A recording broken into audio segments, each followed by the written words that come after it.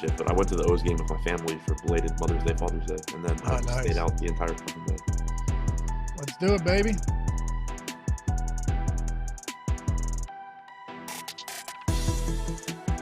Yo, good morning, everybody. You're watching the Stochastic.com MLB Strategy Show presented by Drafters. I've been relegated to the basement because we've got another baby on the way. So here we are. I moved everything down here this weekend. I got to say, I don't hate it, though. I think it came out pretty decent. Got some fixes, some minor tweaks to make happen here, but feeling good about today. I'm Dave Loughran at Lafayette_D on Twitter, joined by Adam Scherer at Ship My Money DFS. What's good, brother? How you doing? You're complaining about sitting in a movie theater. Fucking like It's not. It's not a movie theater, man. It looked pretty cool though with the lights. I just took these lights from where I was up in my office before. Yeah, I mean, your office looked good. This looks better. I actually think this looks better too. And I was pissed too. I was telling my wife, I was like, I'm not like, this is going to look like shit. I don't want to do it. She's like, you're always complaining. And, I'm like, just let me complain, let me complain. Right. Like, I'm not doing it for me. It's for the baby. I'm like, I get it, but I'm the one that has to live down there. But anyway, it came out pretty sweet. You want to hear something crazy that happened to me last night though? Can't wait. Before we get into this. All right. So, I quit smoking like a year ago. Okay. Yeah. But now I just got to quit this. Yeah, gotcha. Now, the reason I have this pinkish looking one is not by my own choosing. It's because it was a replacement from somebody else. What's that? What's wrong with pink? I mean, come on, I'm a man. So I'll wear, maybe like a pink dress shirt or something, but you can't be walking around with a pink one. I guess it's kind of like purplish, but whatever. I was wearing pink shoes last night. Yeah. Well, like I said, I'm a man. So I wake up, I wake up, this sits on like the nightstand under it where it charges, but it wasn't charging. I wake up, I look over at my wife and she's like pushing herself up as well. And I look over her, I go, do you smell that? She goes, yeah. I go, something's burning. I fucking fly out of bed, run into the basement because I just set all this up. I'm like, yo, I must have done something. The house is going to burn down. She runs into my daughter's room. You were just looking forward so much to come back and be like, I told you that. Yeah, right. Yeah, look what happened. Right. I run everywhere. Like I'm looking in here, I'm looking in here. I go in the storage room, like checking the hot water heater and everything everywhere. And I run upstairs.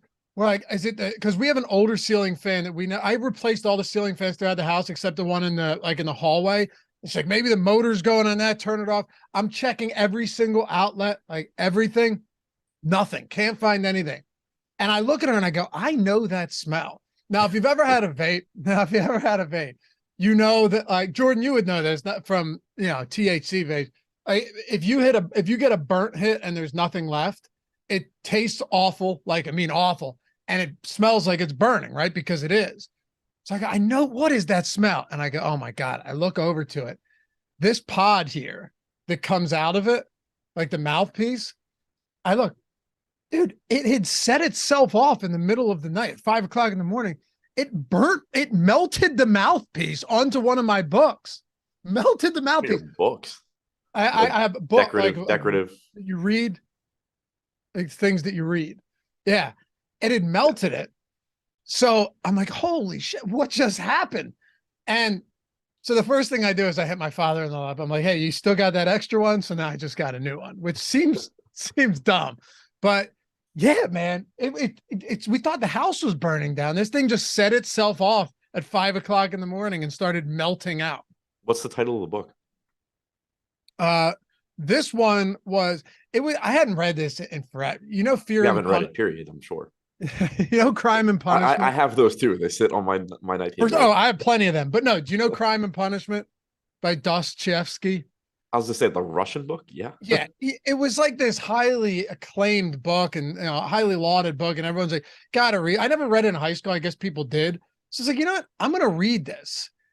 And it was brought up in college. I didn't even read it in college. Yeah.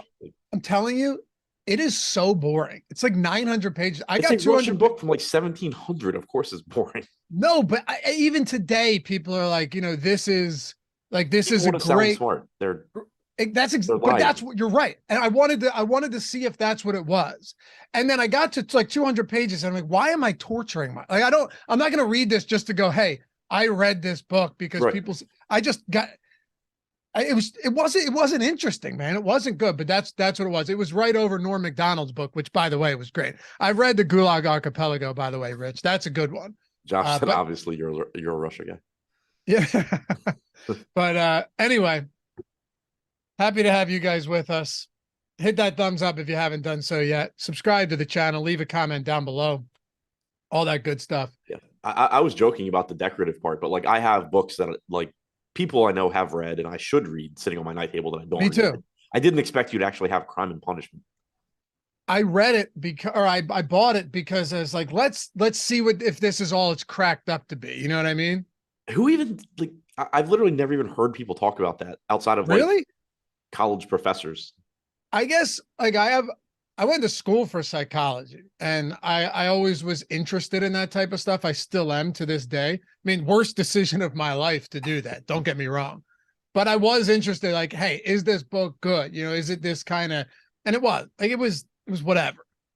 It was underwhelming, but I got plenty of books right here that I bought with very much had the intention to read them, Adam.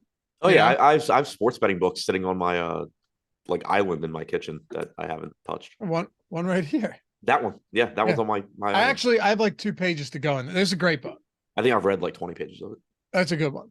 But anyway, hey, if you're listening to the fact, leave a comment down below. And if you're in podcast form, we know you're out there. Leave a review, a rating, all that stuff. And as it says right here, I wasn't informed of this. I thought it was an idea, but not something that was in effect. If you leave a review, if you're a podcast listener, leave a rating or a review, or a rating and a review. We're entering you to win a free month of Stochastic Plus Platinum, $120 value. And we'll read that off in the Hall of Fame segment each week. So yeah, if you haven't left one yet, go ahead, leave a rating or review in the podcast and do us that solid. Anyway. Yeah. Josh is wrong on this one. See, I do Audible books. I do plenty of them if I'm like walking the dog or something and doing stuff. I like Audible, but anyone that goes, yeah, I just read a book and then says that they listen to it, it's not the same thing. It's like, yeah.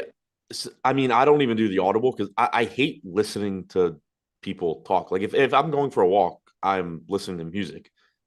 If I'm listen to music too, yeah, like, and I mean, we're like, I do not listen to podcasts, which I know I'm like in the minority and it consists of only me on that one. But yeah, I don't listen to podcasts. I'm not going to do Audible books. Like I'm going to either read a book or more likely just not read a book.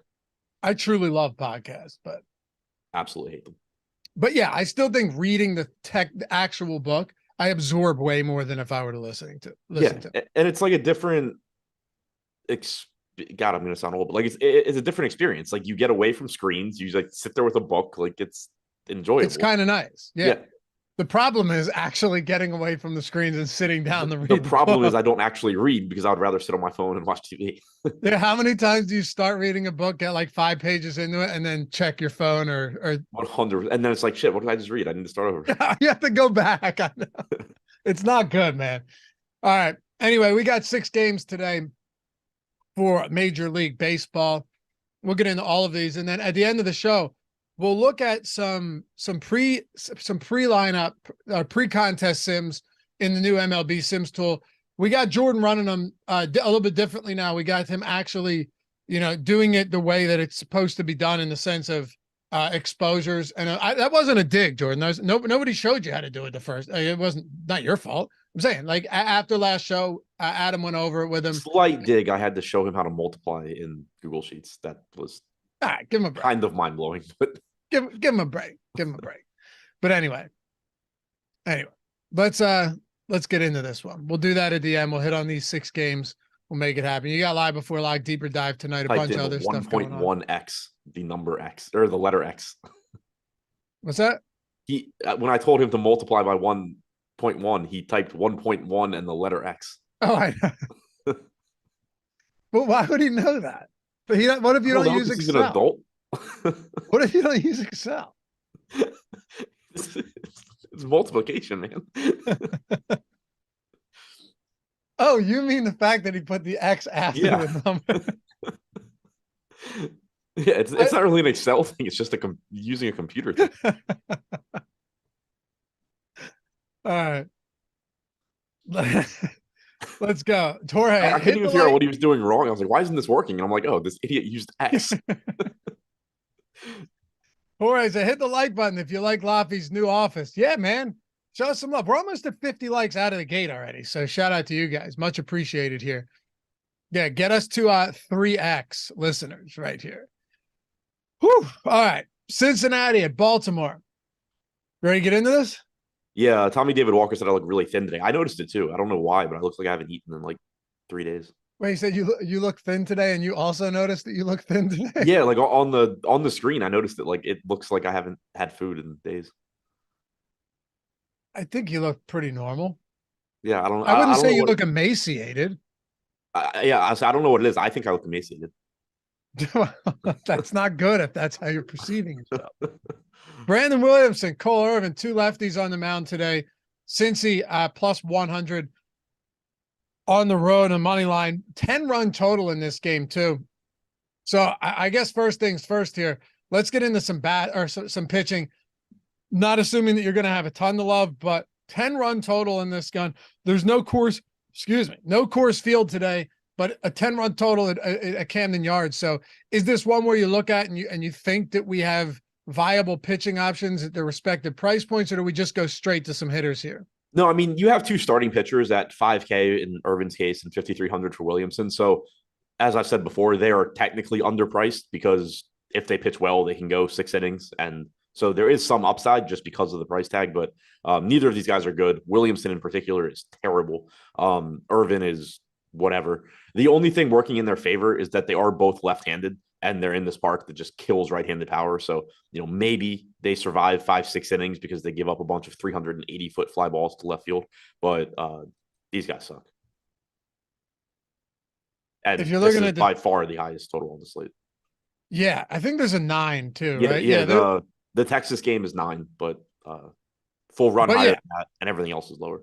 Yeah, no Coors Field, none of that. You got a 7.5, and then a bunch of 8.5s mixed in there as well. But Baltimore has a 5.1 implied run total. Cincinnati at 4.6. So both of these teams, there is some upside. Looking at the top stacks tool as well, over at stochastic.com, Baltimore's second highest top stack probability, 10.7. Really, though, outside of Texas, there's 4 or 5 teams that are all just pretty flat there between that 9 and 10%. Cincinnati and Baltimore, both of them being the case here, except Cincinnati has a little bit of positive leverage at 1.1%. Start wherever you want here. I guess we could go with Cincy against Williamson or against Irvin. Yeah. Baltimore is actually coming in second in top stack percentage. Cincy is 5th in stack score. Cincy is middle. Actually, Cincy score's the bottom, which is weird. I think Irvin is a better pitcher than Williamson. Like maybe Williamson ends up having a better career, but right now I think Irvin's the better guy. But you still have plenty of upside for the Reds. 4.7 implied run total. You have, all these quality young hitters. They're not super cheap, but outside of like Kevin Newman leading off. So that kind of hurts. But obviously, if you get to the Reds, get to McClain, India, De La Cruz is obviously fantastic. Going to see him tomorrow, which is going to be fun. Spencer Steers, fine first base outfield. So I think the Reds look okay. I think the Orioles look better. Again, the problem, though, is that it's always tougher to take the Orioles against left-handed pitching because most of their good hitters are left-handed. This park plays up left-handed power, but they do get – it looks like they're getting James McCann back. They also called up Jordan Westburg. He is one of their top prospects. He has a ton of power, high walk rate at AAA, tons of home runs, high ISO. He's 2K flat because that's what DraftKings does with top prospects. So you do get a cheaper Orioles team, and you get just added upside with Westburg being there. I would imagine we're gonna have a lot of lineups today that just have both of these teams stacked in there. Like, yeah, it's a situation where like there's flaws because you're basically looking at right-handed bats in Camden Yards, and it's one of the worst parks for right-handed home runs, but it's still better than like most other spots on the slate. I just pulled up Westburg's numbers just for reference. At AAA this year, 9.6% walk percentage, only a 21% K percentage, 272 ISO. The Orioles AAA team plays in a massive pitcher's park, 131 WRC plus, 404 WOBA. The guy is good. Depending on what projection system you look at, Steamer has him projected for a 170 ISO in the majors rest of season. The bat is at 149. I've said it before. The bat treats everybody who has not played a major league game like they are going to play one major league game and never come back. So they're typically like the low end of the projection. So I think it's safe to call it between like 150 and 170 ISO for a 2K flat shortstop. So just looking at the home runs allowed here at home against righties for Irvin this year. Yeah, only 1 in 3 starts. Yeah. I mean, he spent most of the year at AAA because he sucked and they sent him down. But yeah, also, let me make this very clear too, though. While he has not exactly allowed a lot of power, he hasn't been good against right. Like since coming up, he's still getting hit. You could still see him getting blown up on extra base hits that don't go out of the park as well. Yeah, it's still a high upside spot.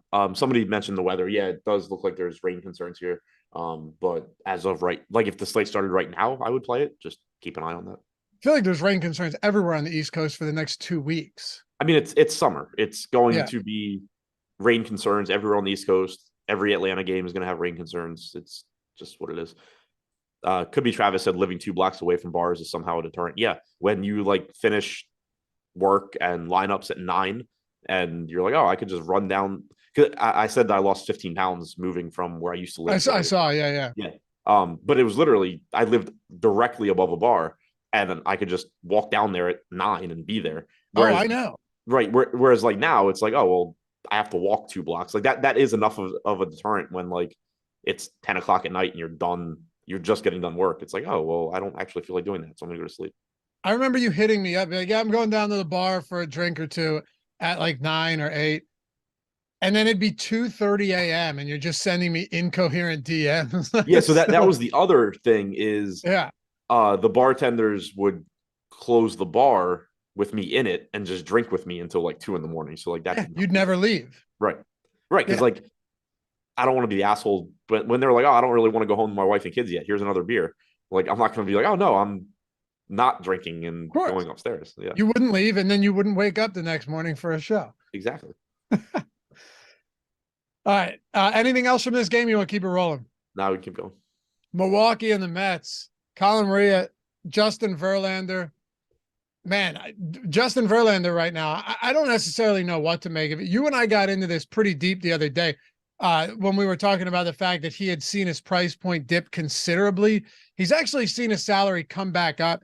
And I don't want to completely overlook the fact that last game against Houston, he wasn't that bad. I think he had I think it was one rougher inning late in the game. I can't remember, but he's been inconsistent this year, no doubt. It's either a good game and then an awful game, then a good game, then an awful game.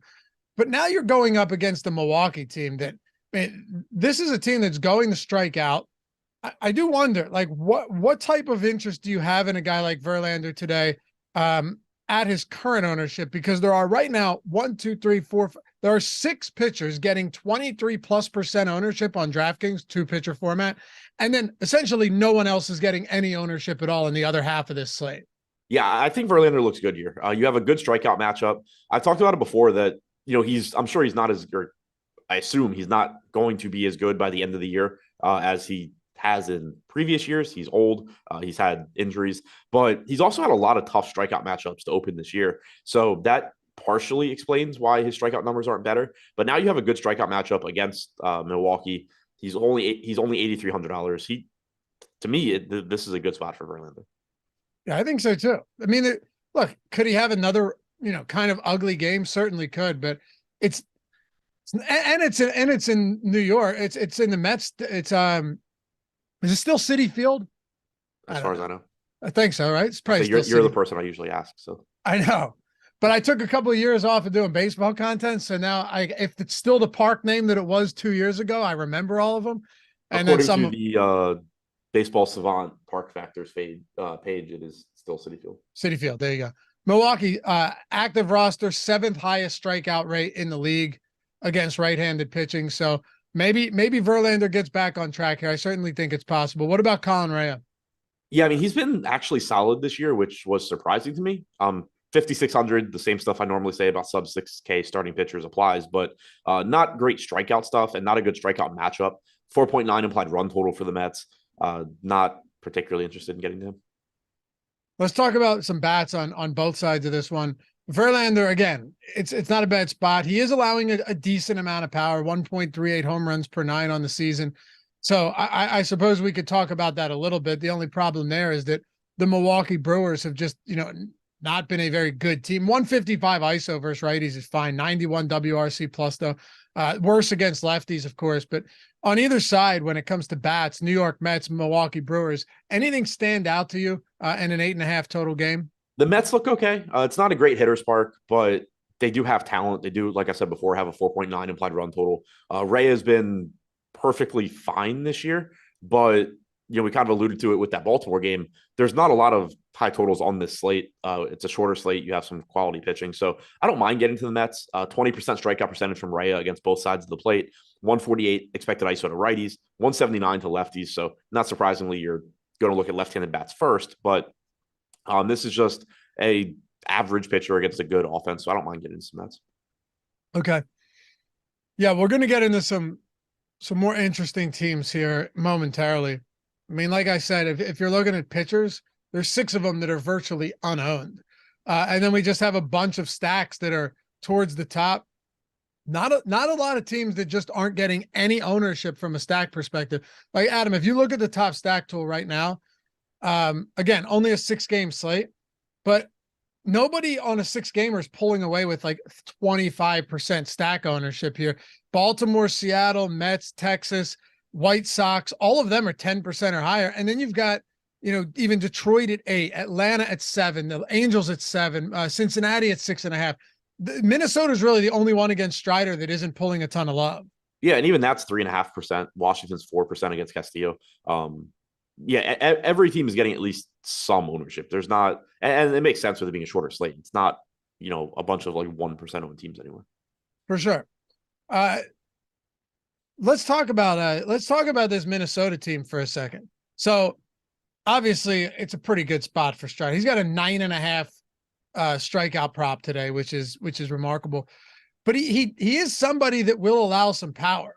And 2 starts before that Philadelphia start where he mowed them down for 1 earned run across 6 innings with 9 Ks. He had allowed 5 home runs in the 2 previous games. He had allowed 5, 6, 7, 8, 9, 10 across a 5-game span. So is this a spot where, and we'll get to pitching, but I just want to get your thoughts on Minnesota where they're getting 3.5% ownership and decent value score, not crazy in the top stacks tool. Is this a spot where you might look to Minnesota to get different, or are you just fading them today?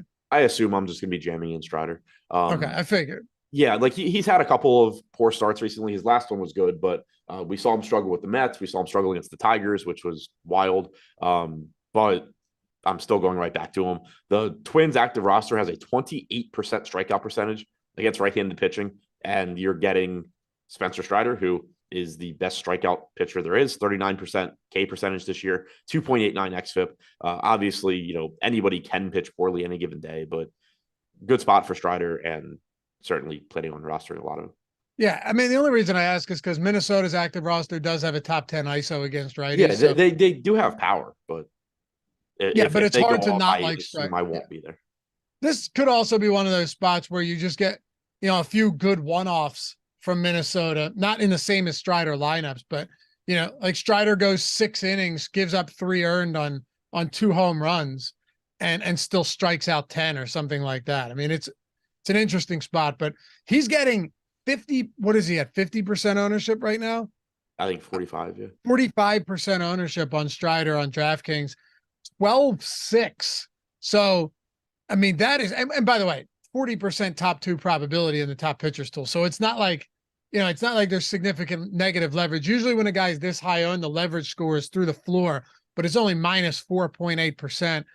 Jam Strider at 12 points or 12,600. What does that do for the rest of lineups? Like, does it force you into some cheaper pitching? Does it force you into a lot of cheaper stacks? How do you think it plays? I don't think it really matters because you do have relatively high upside mid-range pitchers. You have Dylan Cease at 7,700. You have Andrew Heaney against the Tigers at 8K. So you're still talking about, around 20K at pitching, which leaves you like 3,500 to 4K average salary for the rest of your bats. And there's not a Coors game. There's not super expensive teams that you're trying to get to. Like the Braves are priced up, but that's kind of it. Texas is expensive. But other than that, like most teams are cheap to get to. So you look at the Reds Orioles game, that's the game that has the highest total on the slate. They're not free, but the Reds have 3 hitters, 5K or above. The Orioles have 1. And that's the best offensive game on the slate. I don't think it's gonna be hard to make Strider lineups. Dude, why is Sonny Gray 9,600? You mean instead of 10K? I mean, instead of 8,300. Yeah, no, I don't know why the price is as high as it is. That was a bet that I had years ago. I won a bet on him getting the 10K. Oh, that's right. I remember that. Yeah, who was that against? Friend.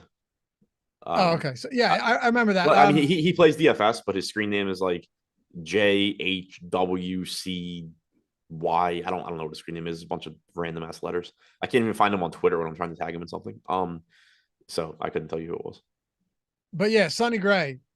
I don't really understand the price point here, especially given that the strikeout stuff has dropped off considerably over the last month and a half, or over the last month. Yeah, and I mean it's a brutal matchup against the Braves. The other thing that he's had an issue with recently, and not his last start, it was actually good to see him throw 92 pitches last time out. But the Twins have had a really short leash on him. Prior to that last start, where he did go, he threw 92 pitches in 5 innings against the Red Sox. 79, 76, 90, 79, 105, 84 pitches in the starts before that. So I think that, you're still treating it like he can throw 90 to 100, but the Twins have been weird with his, how deep he's going into games. But the big thing is obviously, he's going up against a Braves team that has a 4.8 implied run total. It's really hard to pay the salary for Gray.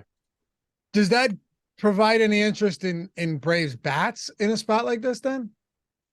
Sort of, just because they're the Braves, and for once you're actually not getting them with the highest ownership on the slate. We have them last in stack score because of how expensive they are. 9.5% chance of being the top stack. It is 4th on the slate. Basically the same as Seattle and Cincinnati for 3rd. But 7% ownership, they're just really, really expensive. It is a tough spot against Gray. If you get there in tournaments, sure, they're a really high upside team, but I think they're going to be tough to get to. He's only 0.22 home runs per 9 this year.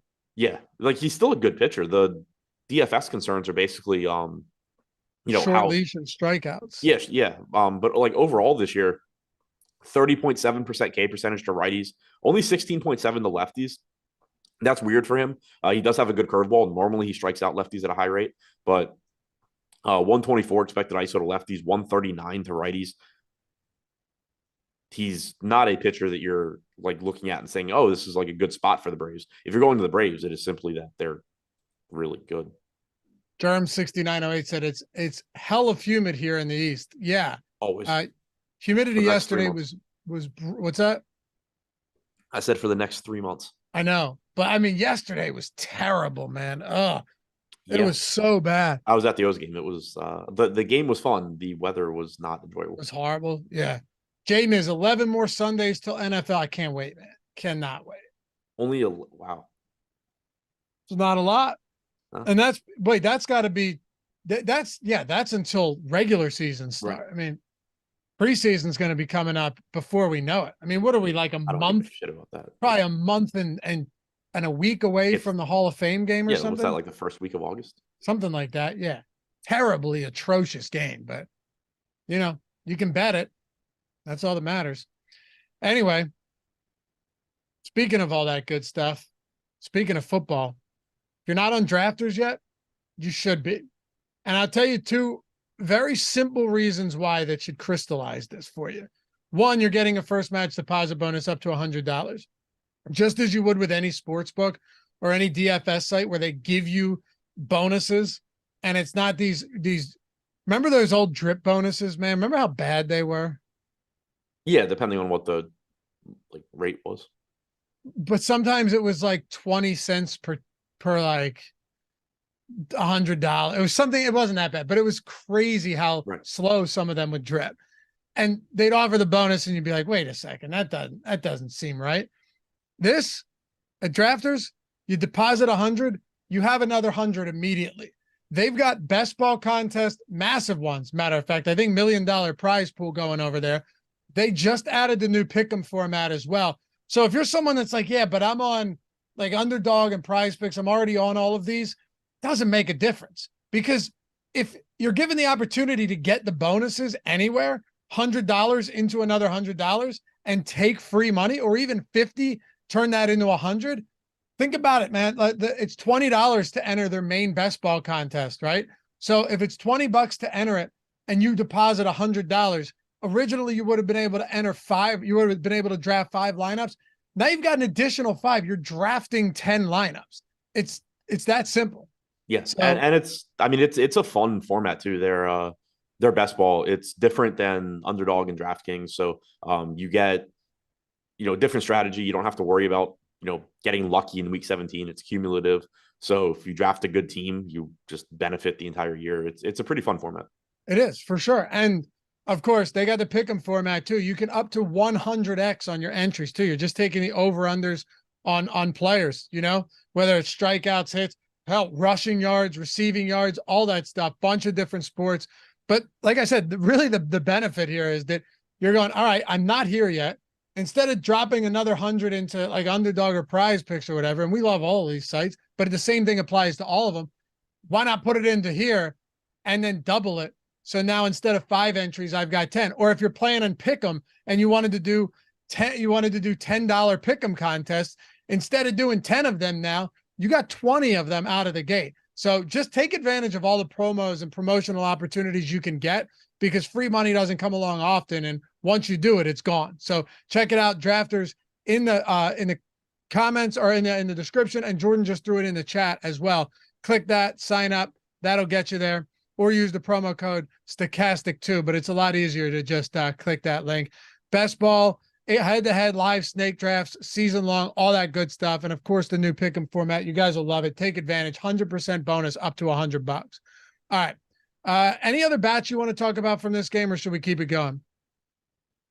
From Minnesota, Atlanta. Yeah. No, I think that's it. I mean, there's just not a lot to say. Like, the Twins have power, but they're facing Strider. The Braves have a ton of upside, but it's a tough matchup. So, if you get to the Braves in tournaments, I think that's perfectly fine.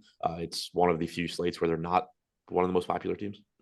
Detroit and Texas, Matthew Boyd, Andrew Heaney, another dual lefty matchup. Bunch of lefties on the mound today. Detroit plus 165 in the money line against the Rangers. 9-run total here. You and I had alluded to it already, but looking at our top stack tool, you've got the Rangers at 13.3%, considerably higher than any other team. Baltimore at 10.7, Seattle at 9.6. We'll get there. This is an interesting spot. They don't have our highest stack score, though. They're coming in, third? They're coming in middle of the pack in stack score, and you're going to have to pay for them. But what do you make of this Texas team today? Yeah, I mean, they're really expensive, and so they are going to be relatively difficult to get to, especially if you're going to Strider. But like I said before, this is a slate that does have high upside mid-range pitching. Heaney from this game, Dylan Cease from, I assume, the next game we're going to talk about. So there are ways you can get to this team, either going with, getting away from Strider, going with cheaper pitching, or going to this team, going to Strider, and then, using cheap bats elsewhere, maybe using the bottom of this order in, part of the bottom of this order in your stack. So, excuse me. There's ways you can do it, but they are expensive. And I can't believe I actually managed to not sneeze in the middle of that sentence.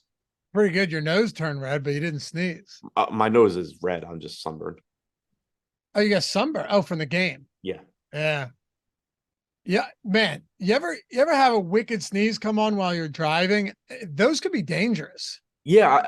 I think about it every time. I'm like, I wonder how many accidents have happened because somebody just sneezes. Yeah. I loosen up on the wheel. Like if I have my hand up, I'll just loosen up, because if you I'm afraid I was going to jerk it. Yeah, into yeah, the other lane. Yeah. yeah. Have you Still, like sneezing while you're going over a bridge is like one of the worst. yeah. Phil still said, shit, dude, try Florida, talking about the humidity. Yeah, but you don't get to complain because you don't get winter. It gets cold here. Depending where they are, I think it gets cold. Like northern Florida gets not cold not like here. like this. Not like here. No, Our the winters reason have that been, the reason I think that the reason I don't think they get to complain, and somebody said it's a little bit different now, which maybe it is, but I know when my grandparents lived there, like, and I'd go visit, you go out at noon and it's like, damn, it's hot and humid. This is miserable. And then at 3, it rains for 20 minutes. You go back outside and it's like, oh, it's 70 degrees, not humid at all, and it feels great. I would love to live there. I wouldn't want to deal with the animals that are outside. Like But I don't do snakes. I don't want to have to worry about my dog fighting a snake or an alligator. Like I'm good. yeah, but I don't think you'd live near the swamps, right? Like, Oh, I would 100% live in Southern Florida if I lived in Florida. yeah, I guess that's the problem with a lot of these places. That's why we're lucky. We don't have a lot of that shit up here.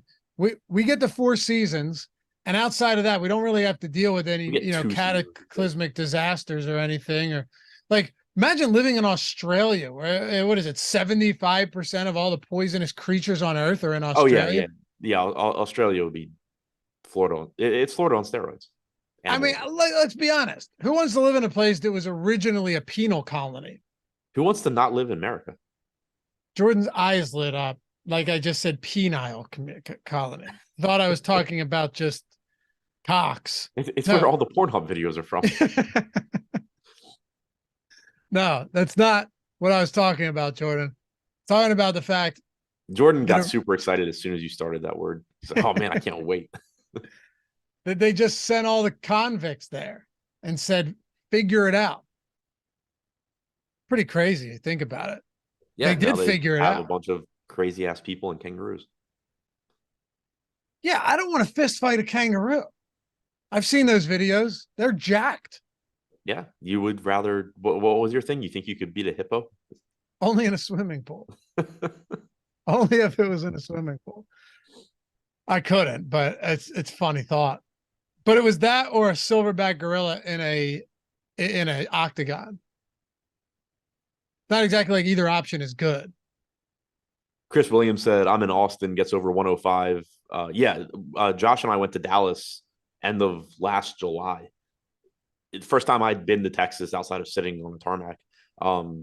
It was miserable. It was like 100 and something degrees. It was humid. Like at least like I have family in Arizona, and I don't agree with the well, it's not humid, so it's fine bullshit when it's 110 degrees. Like it's still miserable. But Yeah, no, it's just dry heat. right, yeah, no, like that is a lie that people tell themselves to live in Arizona. But at least it's not humid. Like Dallas was as humid as it is here. It was 105 degrees. It was like the most miserable place I've ever been in terms of weather. I lived in Phoenix for a bit. Oh, did you? That's yeah. what my family is in Chandler, right outside Phoenix. Oh, okay. Yeah. So I was probably 19, 20. I just remember you wake up, if you went outside at 6 a.m., it'd be like 50 degrees. By 10 o'clock, it's 100. Right. Yeah. Like I talked about, I'm like, how do you live here? He's like, oh, you just go for a jog at 6 in the morning or 10 at night. I'm like, exactly. It's not. Right. Right. And then stay indoors for 17 hours. Right. You stay inside while the sun's up and then you go grocery shopping at 10. Yeah. They're just all nocturnal there. No, right. Exactly. They just sleep all day. I mean, it's just like old people. So yeah. Do you want to get to anything for Detroit here? Not really. I mean, you get the home run upside against Heaney, but Torkelson, Baez, Haas, if you get to those guys, fine. They're cheap. They're probably a team that like works nicely with the Rangers as far as like mini stacks, but they're still Detroit. All right. Where would you put I know it's, and yeah, Jorge, we're 7 likes away from 100. Good call, man. Appreciate you. Almost to 300 people. There's 7 people out there who are willing and eager to atone for their sins. My wife always takes Jordan, my daughter, to church, and I was like, "Yeah, I'll go with you." Yesterday, so I'm at church with them, and Justine's mom and stepdad go, and they were there, and it's like real quiet where they're doing like a prayer thing in the middle of this, and Jordan looks over at her. You're allowed in a church. What's that? You're allowed in church. Me? Yeah. Yeah, I mean, I guess so. Just like leave I you guess at the door. so. But she just screams. She goes, "Wake up, Nana!" And everybody turns around. But to me, like, that is hilarious because it's like the most innocent thing ever. You know what I mean? But she saw her with her eyes closed and assumed that she was sleeping in church.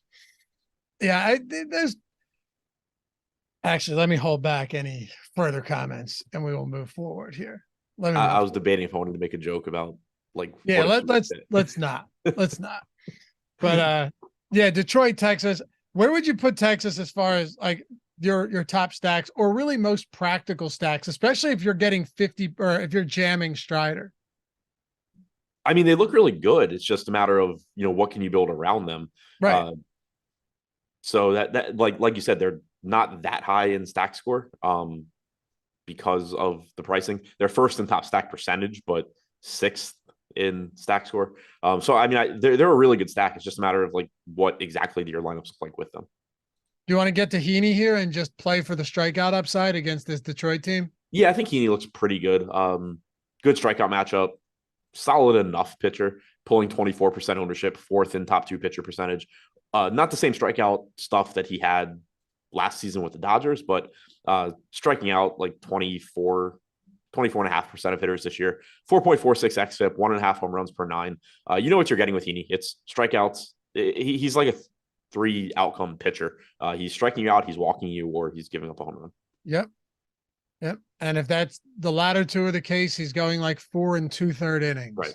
Yeah. I mean, yeah, efficiency, not really his thing. 10% walk percentage, 24.5% K percentage. So, 35% of at bats are either at least 3 pitches or 4 pitches. But there's unquestionably a ceiling here for sure. Yeah, 100%. And that's what we're talking about. Hey, what about Boyd? And then we can move on to this next one. He's getting 7% ownership, slight positive leverage, 9.4% top 2 probability. So nothing crazy, but he is getting a little bit at 6,200. Yeah, I mean, he's fine from a value standpoint if you need to go there. It's a really, really tough matchup. Average-ish pitcher. 23.7% K percentage is certainly high for somebody that's 6,200. 4.34 xFIP, but a very, very tough matchup against Texas. So it's more so, he randomly lands in lineups here and there than somebody you're like actively looking to get to. Talk about the White Sox and the Angels. Dylan Cease, Reed Detmers. Yeah. All right. So as I mentioned, there are 6 pitchers out of the 12 that are getting any ownership whatsoever on this slate. Detmers right now getting 31% on DraftKings. Dylan Cease pulling around 24%. This game has a total at 7. This is 8.5. Yes, this is one of the 3 8.5 games. Let's talk pitching here. Cease and Detmers. I mean, clearly Detmers has the more favorable matchup, but both of them are pulling some ownership. What do you make of these two guys, both of whom have some strikeout upside? Yeah, these are both just inexpensive price tags for what you're getting. Detmers coming in with a 28.2% K percentage, Cease at 26.9. That number's been climbing. He started out the year poorly. You're seeing him kind of start moving back to his normal numbers where he strikes out 30+% of hitters. 4.11 xFIP for Cease. Detmers at 3.79. He's taken a big step forward this year. He was a highly regarded pitching prospect when he came up. You didn't get it right away. Like, he wasn't getting a ton of strikeouts. He wasn't that good, but he's figured it out. So neither of these guys should be below 8K. And the fact that they are, Detmers, like you said, with the more appealing matchup against Chicago, 3.9 implied run total for the White Sox, 4.6 for the Angels, but plenty of strikeout upside for both of these guys. Detmers seems wildly underpriced here, honestly. So he kind of has been all season long. The only thing with Detmers is that the Angels don't typically let him go that deep into games, but at 7,300, it doesn't really matter. Yeah, I don't know how much of it is like not letting him go deep and that he was running his pitch count up inefficiently earlier. I think it was a combination. Yeah. Sure. Like outside of starts where he's dominating, I don't think that they're super excited to let him go through the order the third time. That's fair. Yeah. But when he's pitching really well, they will do it. Like, they're not. It's not like a firm rule where they're just pulling him after 5 innings. Right. Last few starts, man. I mean, 7 scoreless 2-hit innings against the Dodgers with 8 Ks, against Texas in Texas, 6 1-run innings, only 3 hits. The 1 run came on a solo shot, 8 strikeouts, Cubs 5 2/3, 1-run innings, 8 strikeouts. He has looked really good lately. Yeah, yeah. He's pitched really well in those games. They've let him keep going, which is good. Like if he's kind of having like a average start, maybe they're gonna pull him after 5 or 5 1/3 or whatever. But when he's pitching well, at least to let him go deep. Yeah, it's going to be interesting to see when we do the pre-contest sim and just take a look at this at the end of the show.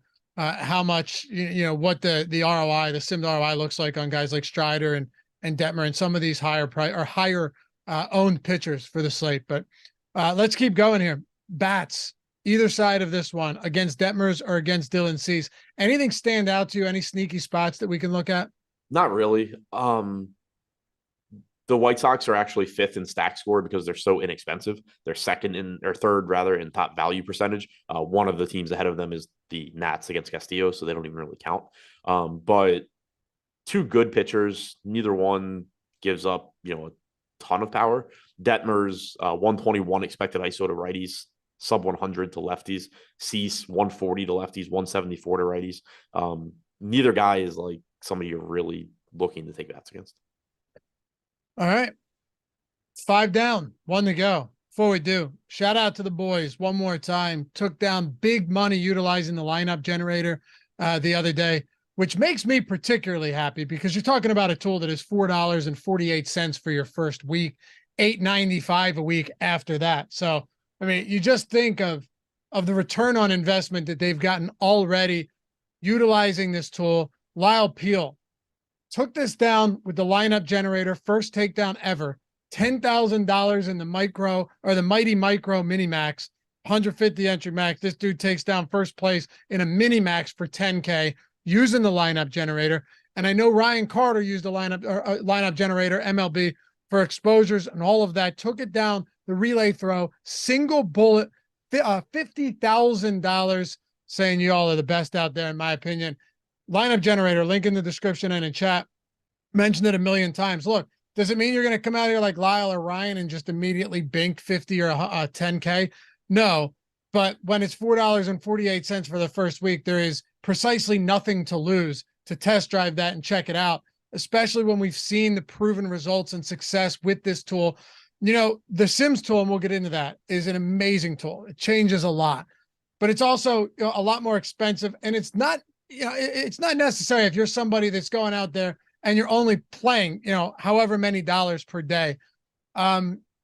Check it out. You can set your stack types, all of that stuff. You can lock players. You can swap players out. You can save as many lineups as you want, discard as many lineups as you want. Upload them to CSV. And if you have time or you don't have time, doesn't really matter. If you have a bankroll or don't have a bankroll, doesn't matter. It works for anybody out there. So check it out. Lineup generator, link in the description and in chat. $4.48 for your first week of that to check it out. And if you don't like it, you can bounce. You're down less than $4.50. You've spent money on a whole lot worse shit than that. I can guarantee it. All right. Trevor Williams, Luis Castillo, Washington plus 215, Adam, 7.5 run total here. Let's start with the obvious, Luis Castillo today. Yeah, Castillo looks great. The Nats don't strike out a lot, but they are a well below average offense. You're in one of the best pitcher parks in baseball at T-Mobile Field, I think. Oh, all right. Now you're coming in with the park names now. Yeah, T-Mobile Park. Really, really good pitcher park. Good matchup overall for Castillo. Looks very, very good. Slightly below 3 implied run total. He's second in top 2 pitcher percentage behind Strider. He's $1,600 less. He looks great. All right. How much do you love Trevor Williams today? 0%. It's about what he's getting as far as ownership. 3% ownership today. Really not much. He's in that same ballpark with like Colin Rea, Brandon Williamson, Cole Irvin, where he's sub 6K. So like, sure, he has the ability to get you a good game. Hitting is still really hard. Bad pitchers have good starts all the time, but that's pretty much what you're playing for. More of a game theory question today. And Ryan Carter, lineup generator, is great. Congrats, dude. I haven't seen you in here since, but yeah, congrats, man. $50,000 on that is a beautiful thing. And thanks, Obi-Wan. I'm scared. Second kid on the way, man. I'm scared. I would just be packing up my car and going somewhere. I'm the Turn off most, my phone so I can't be yeah, tracked. I'm the most irresponsible person in the world. Now, thank You God, my say that wife's like you don't like, know me. well, dude, my wife's crazy in that sense, man. Just always getting stuff done, keeping things intact. Because if it were up to me, we'd be in a heck of a lot of trouble. But Yeah, I mean, like people always talk about like getting married and somebody like keeping them in check, and I've never really gotten it. And then like the last year of my life, I've been like, yeah, this would have looked a lot different if I just like was married. yeah, 100%. I never understood it either. I'm like, I can handle my own business. It's certainly a lot different. But you know what's good though is that the reason I'm kind of happy about this is to give her a sibling, so it's not just Right. her. You know what I mean? Right, yeah, for sure. Then you become you're an only child, and then you're a freak. Yeah. Now, I'm joking to all you only children out there. yeah, but now the problem is you have a third, then you have a middle child, which is also a free. Oh no, it's a wrap after this. Oh, okay, yeah. Oh yeah, Getting snipped up. yeah. No disrespect to you, Josh, or to you, Ben. We got a lot of only children in here, and look how freakish they turned out. Right. Yeah. Actually, oh man, imagine if your kid grew up to be Josh. oh, thank God. See, now you see why I got a second one on the way. Right. I can't risk that, man. All right. Where are we at? Ben just Boss Pro spending all said his money only on takeout children food. are usually weird. Look, I'm sure some of them are okay. Yeah, I'm sure I there's haven't met them, but right, I haven't. OCS, man, called only child syndrome. That's what it is. you got to homeschool them and just go for the full weirdness factor. Yeah, for sure. Although I don't know if Josh ever had that, because like usually only children are super, spoiled and stuff like that. Josh showed me where he grew up. I don't think in a location like that you could be spoiled. Yeah, I mean, Josh was a poor, but Yeah, I don't think Josh was spoiled, and that's a compliment. I'm not insulting. I'm saying pulled himself up by his bootstraps. It's also amazing that like someone who grew up there would, learn how to efficient, like be fluent in Excel and all of that stuff. I'd for sure think he would be in the mines. yeah, like he could have so easily just been one of those like people from basically West Virginia that just like lives in their own little community and like Right. what's up with his cousin. But yeah, but no, but no, he's not. Look at that fella go. All right. Is he really last not in here right now? I was hoping I know he was earlier. I was Yeah. trying to lure him out of hiding, but I guess not. Luis Castillo, yeah, great player against Washington. Any interest in Seattle bats against Williams today? Because I can't imagine we're going to have much interest in the Nats bats. Yeah, the Mariners look good. They're coming in first in stack score. 9.5% chance of being the top stack is third highest on the slate. Like I said, them, Atlanta, and Cincy are all close, but they're just a lot cheaper than either of those two teams. Cincy 2% chance of being top stack. Braves 1%. Seattle 11%, fourth highest on the slate in terms of top value, and then also one of the highest top stack teams. So they look really, really good despite the par. Did you hear what Josh did the other day to start off our Live Before Lock MLB show? I don't think so. So I think he may have had a couple, and sounds right. I do the intro. He's like, hold on, before we get started. And Jorge, yeah, 150 likes. I think we could get there. What? That's 20. We need 21 likes to get to 150. That'd be awesome. Well, Monday morning, start the weekend or start the week off strong. Tone for your sin seal. Bow down before the YouTube overlords. Get us there. Now 20 away. So he's like, hold on. Before we get started, are you following this Zion stuff on Twitter? I was like, yeah, I mean, I know you're the one actually that pointed it in my direction. I didn't even know what was going on until I looked. Was? Yeah, you showed me that crazy lady's tweet, and then I went to her Twitter page, and it was just days of that. Yeah. And he just goes, what do you think his hammer looks like? Okay, yeah. I saw people bring that up in chat. I had not heard he said that. And, yeah, he's like, I feel like it's a lot girthier than long, but I'm not sure. And I mean, just a 5-minute diatribe on what Zion's dick might look like. Yeah. And normally, I'll go along with that. That type of stuff is funny. But when you're on a live before lock, it's not the same as a strategy show. Like, yeah, you're not exactly trying to kill time, and you're definitely not trying to kill time with that conversation. I also think it was a 12 game slate. So I don't think we That's ever not where I came thought to, you were going when you said I also think it's 12. well, he would say 12 inches wide. Right. All right. One of those like giant erasers that your like Yeah, teachers had when you were growing up. I know what you're talking about. All right. See, I mean, yeah, this he was trying to lure me into this, and I wouldn't take the bait. Normally I would. Before we get into the pre-contest, Sam, any other thoughts on this slate? Lineup construction. Oh, I had one question for you. Just from a game theory perspective.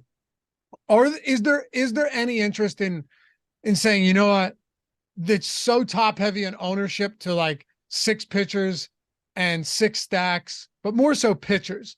Is there any legitimacy to going down to one of these lower owned pitchers? Because none of them really do look good. The only really advantage is they're cheap outside as a Sonny Gray. Yeah, I mean, I think it's kind of an individual lineup thing. Like, I expect that my exposures will be pretty similar to the field on these pitchers. In an individual lineup, if you're going to popular bats or if you're going to like the Rangers or the Braves and you need to save salary, then sure, like you're going to get to a little bit of Irvin, Boyd, Rhea, Williams, whatever it may be. But I don't think that there's anything that stands out as far as like, oh, I think you should be playing tons of Boyd or Irvin or whatever.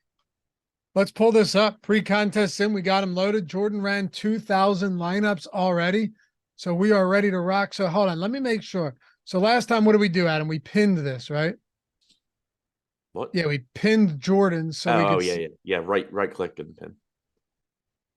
Oh, good, Jordan. You didn't upload it yet. Oh, he did. He tricked me. All right, there we go. Tricked me. All right, let's see what we got here. First, Jordan, before we go to lineups, let's look at some player ROIs, and then we can go to some stack ROIs as well. All right. Wow. Matt Boyd up there, Adam. Yeah, I mean, it makes sense just given his strikeout percentage for his salary and low ownership. When he does well, at 6% owned, it's going to give you really good lineups. He's just not that likely to do well. When you're looking at this, the simulated ROI right now for the pre-contest, and this is the brand new lineup simulator for MLB, by the way, link in the description and in chat if you guys wanted to check this out. We've had some monster results from users with this already. Been really encouraging to see since it's only been out for a couple of weeks now. Adam does a video on it every single day, posted on YouTube and to Twitter if you want to get a better feel for how all of this works. Is this lower than you would expect as far as simulated ROI goes beneath Matthew Boyd? Only one pitcher, and then everyone else just 3% or lower right now, and all of them look to be hitters? No, you kind of expect that to be the case. If you get a bunch of guys showing up as like really positive simulated ROI, it probably just means that the ownership projections are not wrong, but like the field is going to adjust and those guys are just going to be higher owned.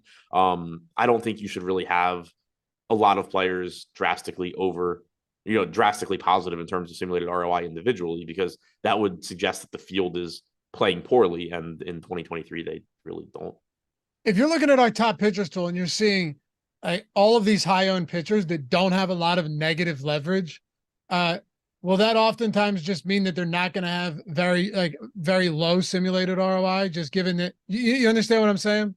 I kind of say it again because I think I sort of got it, but missed it. Okay, so like where we have them top 2 projected, and then also ownership. I know we're just working off of ownership here, and of course we have our projections in this, but looking at a lot of these guys, like Strider, not a lot of negative leverage despite being 45% owned. I mean, what's the type of stuff that's going to take a 45% or a 30% owned pitcher and make them with a very low, negative ROI? If they were a lot more popular than that. Okay, so yeah, that's what I mean. So yeah. That's what makes this kind of interesting. Let's go to the sort that again by the lowest, Jordan. Average simulated ROI. Keep going. Try and see if there's any pitchers in here.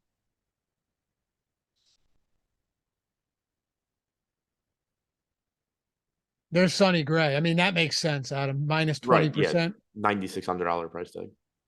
Go to top stacks. Let's see our stack ROI. Wrap it up with this. I want to see what the hot Minnesota against Strider. I mean, it kind of makes sense. It makes sense. As far as when they do well, like it's very easy to contend to win if you have Minnesota and they do well. If someone just purchased this tool and they're looking at it, how would you explain to them what it means when, most, or if not, all but one of the teams have negative ROI on the 5-man stack? That ownership's just pretty efficient. It goes back to like what we talked about, where you're talking about a full lineup being plus EV. So like every stack is, for the most part, getting the ownership they deserve. Where you're making your money is in the way you build your lineups, getting lineups that are likely, relatively likely to succeed, but also finding ways to be contrarian within those lineups.